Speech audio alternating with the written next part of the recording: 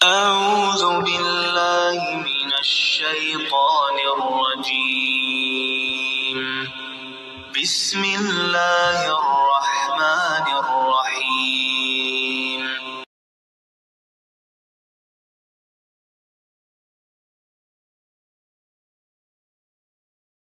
शिया हजरात अक्सर ये करते हैं कि किताबें लिखकर अहले सुन्नत के नाम पर शाये करते हैं या शिया होते हैं और अपना ऐलान नहीं करते कि हम शिया हैं, जिस तरह के आजकल काफ़ी सारे लोग पाए जाते हैं और किताबें लिखते हैं और फिर पेश करते हैं बाद वाले लोग कि ये अहले सुन्नत की किताबें हैं। हकीकत में वो शिया की किताबें होते हैं, उनके मुसन्निफ भी शिया होते हैं, लेकिन वो उन्हें अहले सुन्नत बनाकर पेश करते हैं। तो इस तरह के लोग काफ़ी सारे पहले गुजरे हैं और अब भी हैं। तो उनमें से एक किताब का मैं ज़िक्र पहले नंबर पर कर रहा हूँ, जिसका वो है तज़किरतुल ख़वास। ये है सब्त इब्न जौज़ी की किताब। ये जो मशहूर अल्लामा इब्न जौज़ी अबुल फ़र्ज इब्न जौज़ी था, अहले सुन्नत आलिम, उनका पोता था। ये हकीकत में शिया था लेकिन हनफी मशहूर था। इसके बारे में अहले सुन्नत उलमा ने वाज़ेह तौर पर कहा है कि इसका अहले सुन्नत के साथ कोई वास्ता नहीं। मिज़ानुल एतदाल के अंदर हाफिज़ ज़हबी कहते हैं कि ये मुनकर रिवायात नकल करता है और फिर राफ़ज़ी बन गया।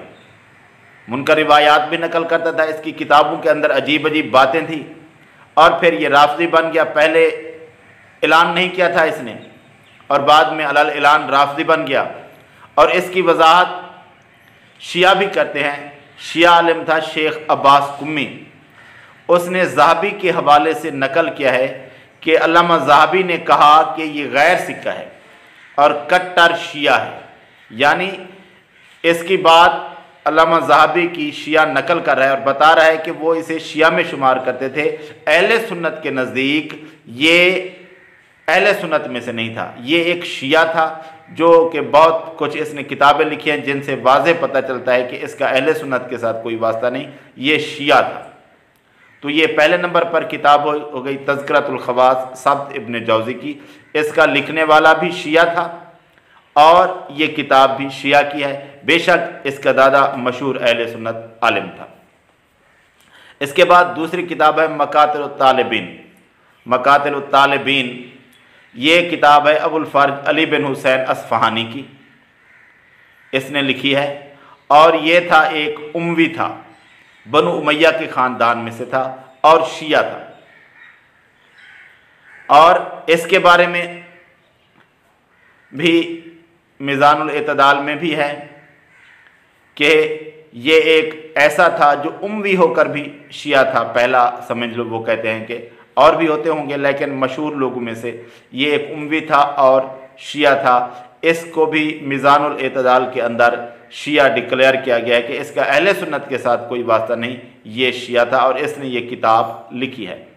इसके बारे में भी उसी शिया आलिम अब्बास कुम्मी ने कहा है मकातिलुत तालिबीन एक शिया किताब है।